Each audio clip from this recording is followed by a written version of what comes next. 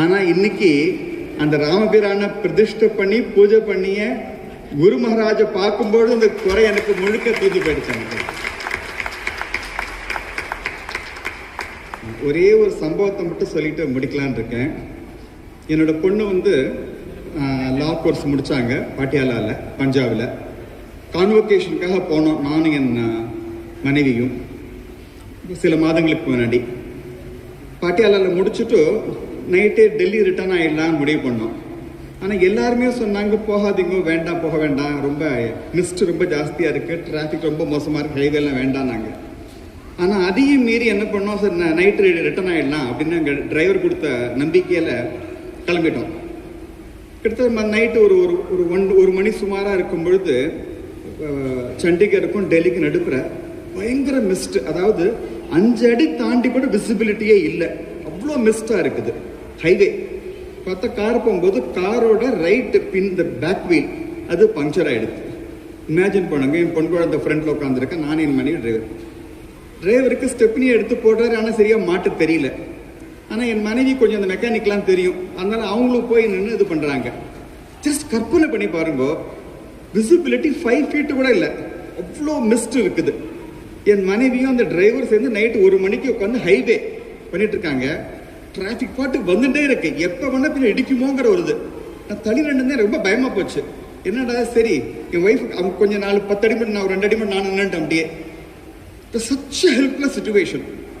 சரி, இப்போ நம்ம குரு மகாராஜ் அப்படின்னு நம்ம சொல்லும்போது ஒவ்வொருத்தரும் ஒவ்வொரு மடத்தை சார்ந்திருக்கலாம், ஒவ்வொரு டினாமினேஷன் சார்ந்திருக்கலாம். ஆனால் குருங்கிற தத்துவம் ஒன்றுதான். இந்த எந்த குரு சொன்னா கூட ஒன்றுதான், எல்லாருமே எல்லாம் ஒரே குருங்கிற ஒன்று தான். தட்சிணாமூர்த்தி அதுதான் குறிக்கிறது அது. ஸோ கிட்டத்தட்ட அந்த ஒரு 30 நிமிஷம் ரொம்ப சிரமப்பட்டு தான் மாத்திட்டு இருந்தாங்க. ஒவ்வொரு வண்டி அவ்வளோ க்ளோஸாக வருது, அப்புறம் பார்த்துட்டு டக்குன்னு திரும்புறாங்க. நான் கையில் செல்லோட லைட் பண்ணிடுச்சுன்னு. அந்த ஹெல்ப்லெஸ் சிச்சுவேஷன்ல குருநாதா குருநாதா குருநாதா குருநாதானா அந்த 30 நிமிஷம் என் வாயில குருநாதாங்கிறது வேற வார்த்தையே வரல எனக்கு. அது எதுக்கு நான் பாருங்களேன், நம்ம கடவுள் அப்படிங்கிறது ஒரு அப்டிராக்டான விஷயம் நான் பார்த்தல. ஆனா குருங்கிறது கடவுளோட ஒரு லிவிங் பிரசன்ஸ். அது ஸோ நம்ம ரொம்ப வீடு கடவுளோட காலை பிடிச்சிக்கிறது கஷ்டம், ஆனா குருநாதரோட காலை பிடிச்சிக்கிறது ரொம்ப ரொம்ப சுலபம்.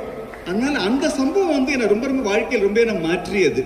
அது நம்ம ஹெல்ப்லெஸ்ஸா ஃபீல் பண்ணும்போது நமக்கு தைரியம் கொடுக்கறது, நம்ம கை கொடுக்கறது அப்படிங்கிறதுலாம் குருநாதரால அருள் மட்டும்தான் முடியும், வேற எதுவுமே முடியாது. இப்போதைக்கு இப்ப நம்ம தமிழ்நாட்டுல தெரிவாளர்கள் சொல்றாங்க, அவங்க நம்ம குருவை ஒரு கடவுளோட சுரூபம் பார்க்கறதுனால நம்மள அயோக்கியம், முட்டாள், காட்டுமிராண்டின்னு என்னமெல்லாம் சொல்லலாம். நான் சொல்றேன், அப்படி சொல்றவாதான் அயோக்கியம், முட்டாள், காட்டுமிராண்டி நான் சொல்றேன். எனக்கு பல ஆன்மீக இயக்கங்களோட ரொம்ப நெருங்கிய தொடர்பு உண்டு. சமீபத்தில் தென்காசி அருகில் இருக்கக்கூடிய ஒரு யோகியோட ரொம்ப நெருங்கிய தொடர்போடு இருக்கேன். அவரோட பழகிருக்கும் தெரியுதா, ஆரா அப்படின்னு சொல்றாரு. நம்மளாம் இது மட்டும் தான் பார்க்குறோம், பட் நம்மளை சுற்றி ஒரு ஆரா என்னைக்குமே இருக்குமா. அது இந்த குரு மகாராஜர்களுக்கு தான் ரொம்ப ஸ்ட்ராங்காக இருக்குமா.